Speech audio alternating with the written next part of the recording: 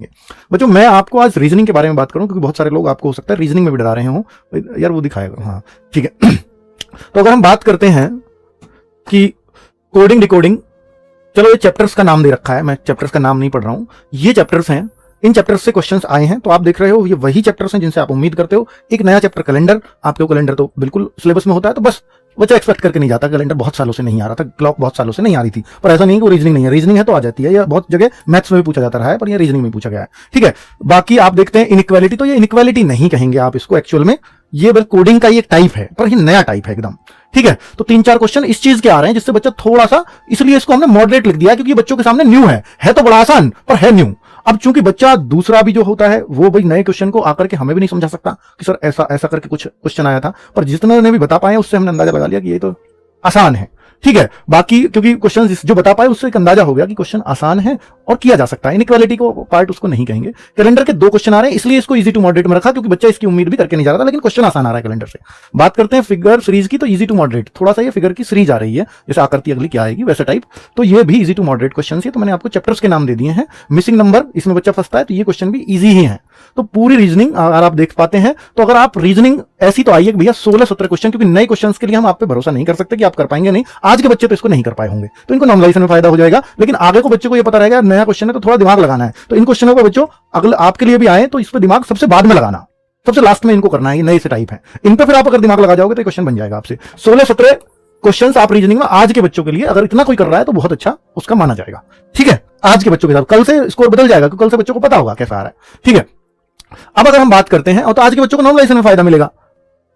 अब अगर देखें कि मैथ्स की बात, तो मैथ्स पूरा आप देख रहे होंगे इजी आया है सब कुछ। मैथ्स बच्चे रीजनिंग से आसान बता रहे हैं कि रीजनिंग करना मुश्किल हो रहा है, मैथ्स करना आसान है, क्योंकि जो मैथ्स जिनका कमजोर भी था वो भी अच्छा करके आए मैथ्स को। तो ये आपके चैप्टर्स आपको दिखाई दे रहे हैं, किस चैप्टर्स का क्या रेस हो रहा है वो भी आपको दिखाई दे रहा है। ये अदर टॉपिक क्या लिखा है, अदर कोई नया टॉपिक नहीं है जिसको बच्चे बता ही नहीं पा रहे हैं वो किससे थे। तो सबके बाद से इनमें से मान लो जैसे इसमें 2 आए हो, किसी ने 1 बता दिया, इसलिए 3 की कमी रह गई थी, 17 का तो रिव्यू मिल गया। तो हो सकता है कोई प्रॉफिट लॉस के 2 रह गए हों, HCM LCM के 4 आ गए हों, या किसी और रेशियो में से 2 आ गए हों, तो ये 3 क्वेश्चन उनमें से कोई अदर टॉपिक नया नहीं पैदा हुआ।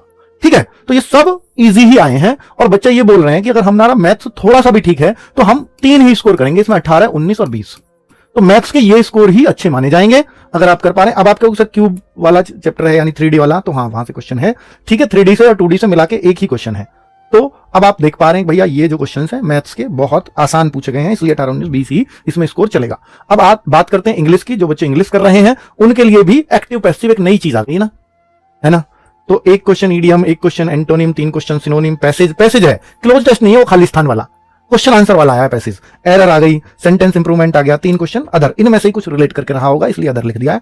बाकी इजी टू मॉडरेट, कुछ भी मॉडरेट है, तो इडियम फ्रेज का है, थोड़ा सा बच्चों के लिए मुश्किल लग रहा है। ठीक है, चलो इंग्लिश हो गई। हिंदी की मैं बात करता हूं, तो भाई हिंदी में आप ये देखिए, हिंदी में नई चीज क्या आ रही है, पत्राचार से रिलेटेड क्वेश्चन, 2 क्वेश्चन है। तो ये अब चूंकि ये नई चीज है, एकदम न्यू चीज है, तो बच्चों को मॉडरेट ही लगेगी। ठीक है, मॉडरेट ही लगेगी। तो ये 2 क्वेश्चन बच्चों को हो सकता है गलत हुए हो, जिसने थोड़ा सा समझ के कर दिया होगा हो सकता है वो इसको सही भी कर दे। ठीक है, 2-3 क्वेश्चन वाक्य शुद्धि के हैं, तो वो वाक्य शुद्धि एकदम से थोड़ी सी बच्चों को लगती है, इसलिए इजी टू मॉडरेट लिख दिए। बाकी बच्चों के कहने के अकॉर्डिंग है, क्वेश्चन देखेंगे तो समझ में आएगा। शब्द समूह के लिए 1 शब्द, तो ये इजी टू मॉडरेट है, 1-2 क्वेश्चन बता रहे हैं बच्चे इसमें से, है ना। और तत्सम तद्भव के 2 क्वेश्चन बच्चे बता रहे हैं। शब्दावली, ये शब्दावली क्या है, शब्दावली ऐसे है कि हिंदी में मीनिंग लिख दिया, नई चीज आई है, ये भी न्यू है, तो इसलिए इसको मॉडरेट बोला गया है। तो अब जो क्वेश्चन हम बोले, तो 5 क्वेश्चन तो हिंदी में इस बार न्यू आ गए हैं, जैसा हिंदी पूछा जाता था वैसा हिंदी नहीं पूछा गया। ये क्या है, वर्ड मीनिंग है, हिंदी से इंग्लिश बनवाने के लिए, किसी हिंदी की इंग्लिश क्या बनेगी, और इंग्लिश में लिख दिया तो उसकी हिंदी क्या होगी, तो ट्रांसलेट है वर्ड मीनिंग का, है ना। तो वर्ड मीनिंग याद है तो भाई ये ऑप्शन देख के तो लगाया ही जा सकता है, कोई दिक्कत वाली बात इसमें होगी नहीं वैसे ज्यादा। पर ये चीजें किसी ने भी हिंदी में, कोई भी इनको पढ़ा नहीं सकता, ना कोई एक्सपेक्ट कर सकता है कि ऐसी चीजें हिंदी में आ सकती हैं। गद्यांश आपका क्वेश्चन आंसर वाला आ रहा है। ठीक है, बाकी तो सब हिंदी वाली चीज है ही। तो बच्चों हिंदी में भी बच्चों को परेशान किया गया है, तो इसमें अगर मैं इन दोनों को छोड़ भी दूं तो 15 क्वेश्चन आपके बनाने वाले हैं, हिंदी में आसानी से बन जाएंगे। अब इनमें से थोड़ा सा अगर आप दिमाग लगाओ तो 2 क्वेश्चन आप आराम से बनाओगे, 2 क्वेश्चन, तो 17 क्वेश्चन हिंदी में एक अच्छा स्कोर माना जाएगा अगर आप इतना कर पा रहे हैं तो।